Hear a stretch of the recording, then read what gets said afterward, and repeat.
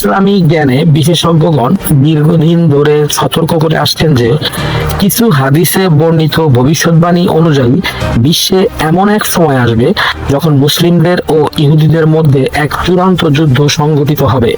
সেই প্রেক্ষাপটে সম্প্রতি একটি হাদিস আবারও আলোচনার কেন্দ্রে চলে এসেছে। বুখারী শরীফের হাদিস নম্বর 2926 হযরত আবু হুরায়রা রাদিয়াল্লাহু তাআলা আনহু হতে বর্ণিত একটি প্রসিদ্ধ হাদিসে রয়েছে, কিয়ামত সংঘটিত হবে না যতক্ষণ না মুসলিমরা ইহুদিদের সঙ্গে যুদ্ধ করবে।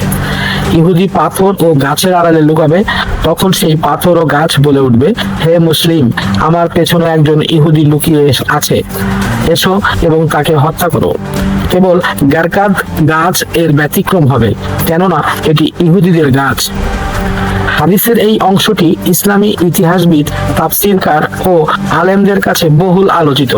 এর অর্থ হচ্ছে, শেষ সময়ে এমন একটি যুদ্ধ হবে যেখানে আল্লাহ এমনকি জড় পদার্থকেও বাকশক্তি দান করবেন, যারা মুসলিমদের সহায়তা করবে। বর্তমানে ফিলিস্তিন ও ইসরায়েল সীমান্ত এলাকায় গারকাদ গাছ লাগানোর প্রবণতা লক্ষণীয়ভাবে বেড়েছে।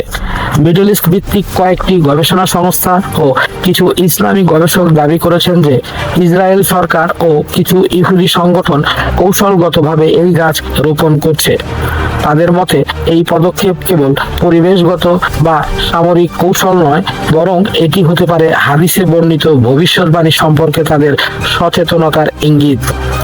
অনেকে মনে করেন ইহুদিরা কোরআন ও হাদিস অধ্যয়ন করে থাকে কেবল মুসলিমদের চিনতে নয়, বরং ভবিষ্যতের ঘটনাবলীর সঙ্গে নিজেদের সুরক্ষা কৌশলও মিলিয়ে নিচ্ছে।